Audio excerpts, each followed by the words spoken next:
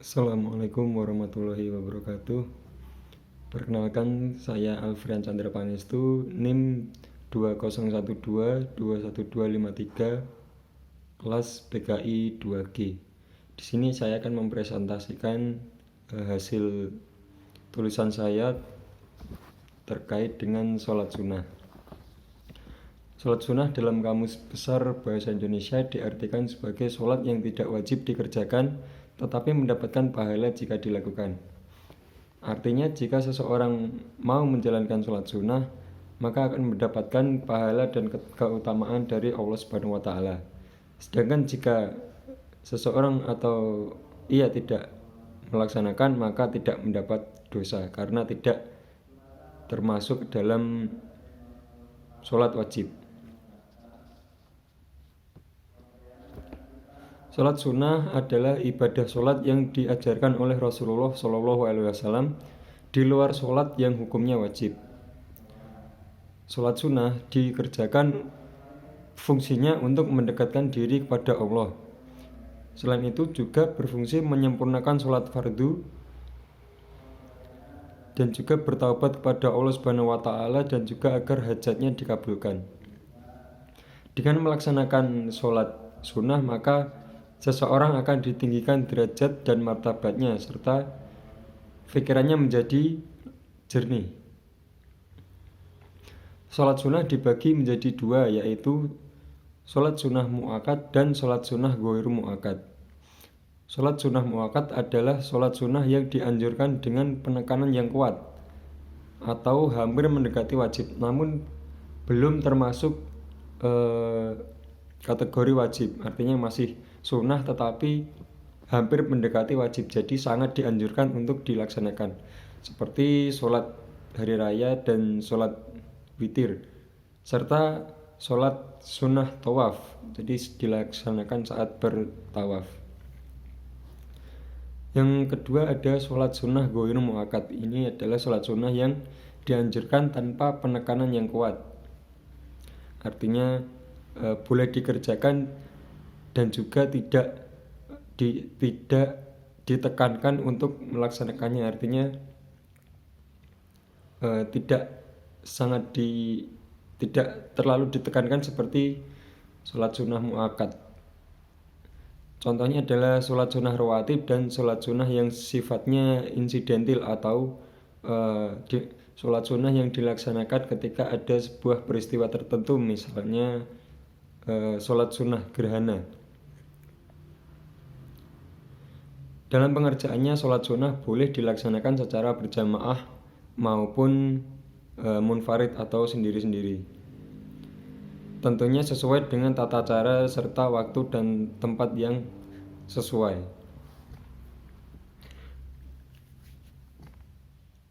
Macam-macam sholat sunnah ada banyak sekali. Seperti yang kita tahu, ada sholat duha, sholat yang sudah sangat familiar di kehidupan kita. Sholat duha dikerjakan minimal 2 rakaat, namun tidak ada larangan untuk menambah jumlah rakaat sholat duha.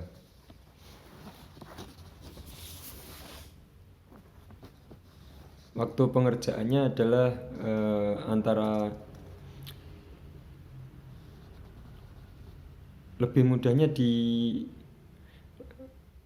dilaksanakan di pagi hari, kalau bisa sebelum jam 10.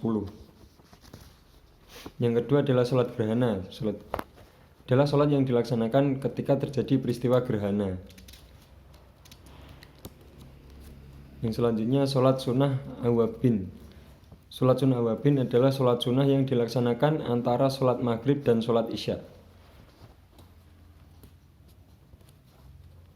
Yang selanjutnya sholat sunnah hajat.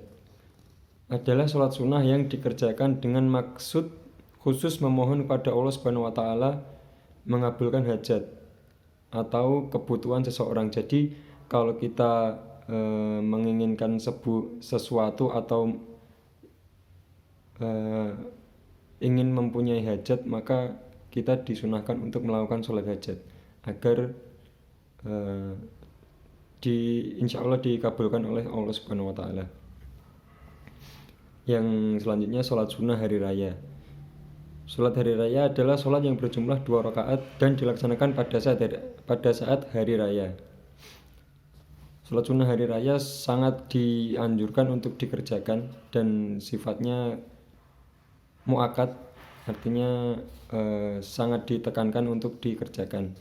Contohnya sholat Idul Fitri dan sholat Idul Adha, yang kebetulan besok pagi hari Kamis kita akan melaksanakan sholat Idul Fitri atau hari raya Idul Fitri.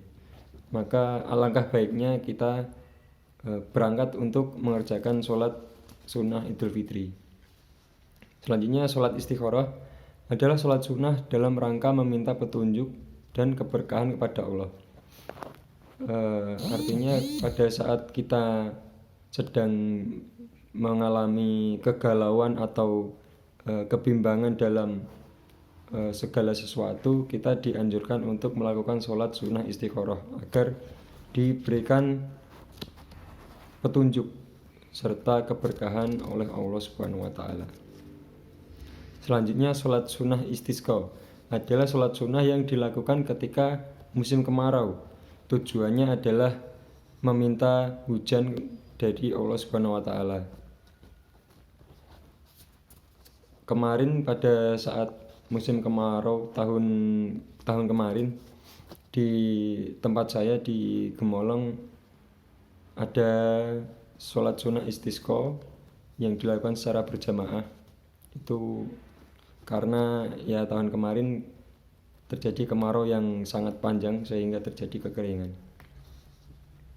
Selanjutnya sholat sunnah mutlak adalah sholat yang boleh dikerjakan pada waktu kapan saja kecuali pada waktu yang dilarang untuk melakukan sholat.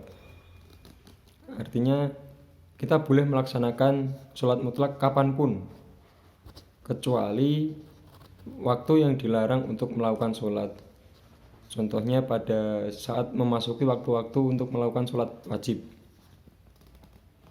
Jumlah rakaat sholat sunnah mutlak tidak terbatas. Artinya seberapa sanggup kita melaksanakannya. Dan tiap 2 rakaat 1 salam. Selanjutnya sholat sunnah rawatib adalah sholat sunnah yang dikerjakan sebelum dan sesudah sholat fardu atau sholat 5 waktu.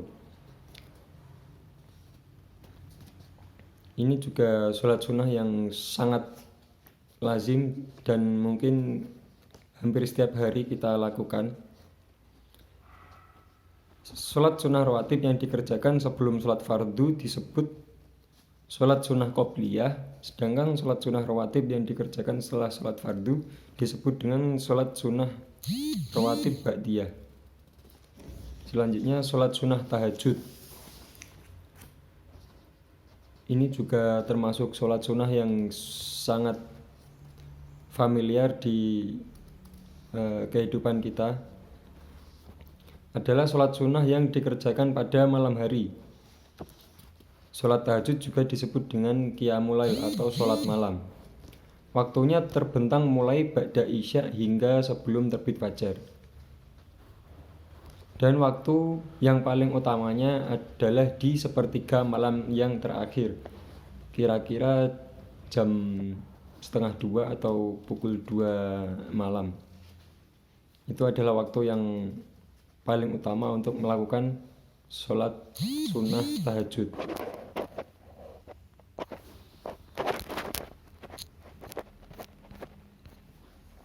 Selanjutnya adalah sholat sunnah tahiyatul masjid. Adalah sholat sunnah 2 rakaat yang dilaksanakan ketika masuk masjid sebelum duduk. Ketika memasuki masjid kita diperintahkan untuk bersuci, lalu dianjurkan untuk melakukan sholat sunnah tahiyatul masjid.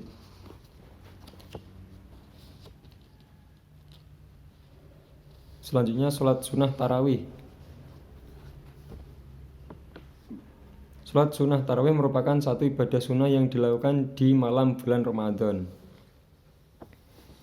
Nah, kebetulan kita saat ini sedang masuk di dalam bulan Ramadan, artinya kita setiap malam juga melaksanakan sholat sunnah tarawih. Boleh dilaksanakan secara berjamaah, boleh juga dilaksanakan secara munfarid atau sendiri-sendiri. Selanjutnya sholat sunnah tasbih. Sholat tasbih termasuk sholat sunnah yang di dalamnya diharuskan membaca kalimat tasbih. Kalimat tasbih tersebut dibaca sebanyak 300 kali dalam 4 rakaat. Masing-masing rakaat membaca 75 kali tasbih. Bisa dilakukan saat siang maupun malam hari, sepanjang tidak pada waktu yang dilarang untuk sholat. Selanjutnya sholat witir merupakan salah satu sholat sunnah muakkad, yakni sangat dianjurkan. Sholat witir termasuk sholat yang istimewa karena jumlah rakaatnya ganjil. Biasanya dilaksanakan 3 rakaat. Kebanyakan orang melaksanakannya 3 rakaat. Namun ada juga yang 5, 7. Selanjutnya sholat sunnah taubat adalah sholat sunnah dalam rangka bertaubat kepada Allah. Setelah kita melakukan sebuah dosa atau kesalahan, hendaknya kita memohon ampun dan juga memohon taubat. Kita bertaubat kepada Allah dan juga disunahkan untuk melakukan sholat sunnah taubat agar dosa-dosa kita diampuni oleh Allah Subhanahu wa Ta'ala. Selanjutnya sholat sunnah wudhu merupakan salah satu amalan Sayyidina Bilal yang menyebabkannya masuk ke surga.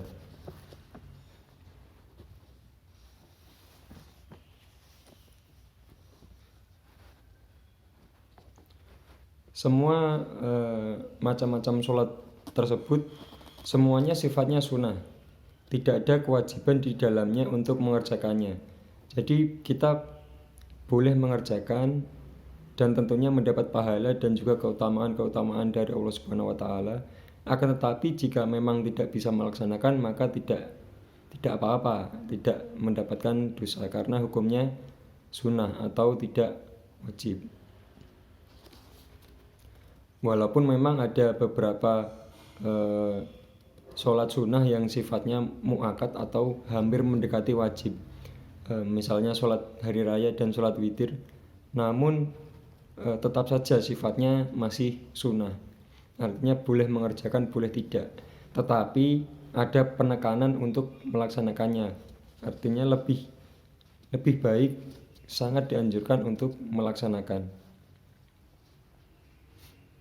Alangkah lebih baiknya jika amalan-amalan sholat sunnah dikerjakan agar mendapatkan pahala serta keutamaan dari amalan tersebut. Tentunya untuk mendapatkan ridho Allah. Dengan mengerjakan sholat-sholat sunnah, insya Allah kita akan mendapatkan keutamaan yang besar di samping ibadah wajib yang kita laksanakan.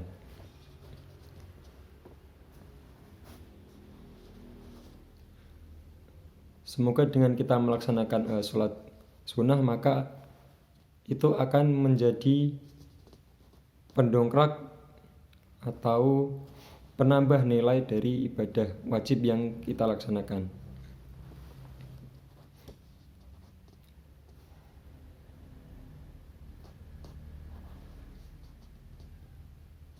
Semoga kita termasuk ke dalam golongan umat yang bertakwa. Amin. Sekian yang dapat saya sampaikan. Semoga sedikit yang saya paparkan tadi bisa menjadi manfaat untuk kita semua, bisa menjadi ilmu yang barokah, berguna bagi kita. Terima kasih. Sekian. Assalamualaikum warahmatullahi wabarakatuh.